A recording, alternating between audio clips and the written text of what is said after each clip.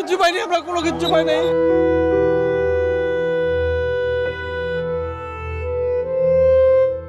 মিরপুরের Alam chemical godown এবং আশেপাশের পোশাক কারখানা কর্মীদের সন্ধানে স্বজনদের আর্তনাতে ভারী পরিবেশ। আগুন লাগার 6 ঘন্টা পেরিয়ে গেলেও প্রিয়জনদের সন্ধান মেলেনি। নিখোঁজদের খুঁজতে আশপাশের হাসপাতাল, এমনকি ঢাকা মেডিকেল ঘুরেও মেলেনি কোনো হদিস। সন্তান, ভাই কিংবা স্বামীকে না পেয়ে কান্নায় ভেঙে পড়েন স্বজনরা। প্রথম 8-10টা ড্রাম, এত বড় বড় ড্রাম, এটা বাস্টে আমাদের 7তলা বিল্ডিং, আপনি দেখছেন এই বিল্ডিং ওভার করে ওই সামনে রাইজিংয়ের বিল্ডিংয়ে পড়ছে। আগুনের যে ইটা, ওই ড্রামটা বা ওই জায়গায় ট্রাক ছিল, ট্রাকের পর গেছে ওই ট্রাকটা, আবার ওই সিলিন্ডারগুলো ওই দিকে কী করেছে, সিলিন্ডার আগুনটা পুরো নদীর ভিতরে ঢুকে গেছে, ফলে ওই জায়গার মানুষগুলো মরছে।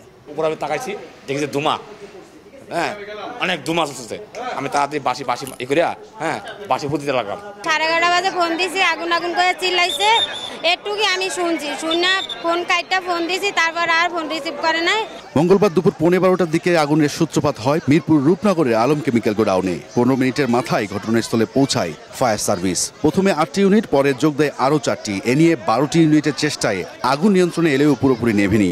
ধোঁয়ায় এখনো আচ্ছন্ন ভবনটি। টিন শেড ছাদ, এই ছাদটা আবার বন্ধ ছিল, 2টা তালা মারা ছিল।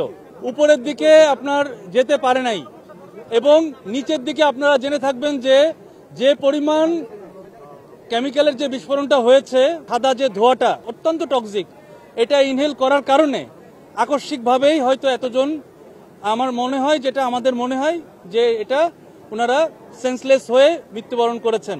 ফায়ার সার্ভিস জানায়, গুদামে bleaching powder, plastic, hydrogen peroxide সহ 7 থেকে 8 ধরনের কেমিক্যাল ছিল। বিস্ফোরণের শঙ্কায় সতর্ক অবস্থানে আইন শৃঙ্খলা বাহিনী।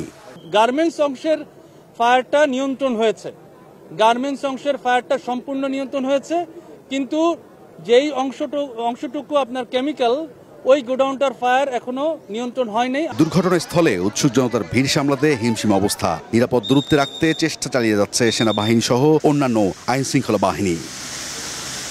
রায়দুল ইসলাম শুভ, সময় সংবাদ, ঢাকা।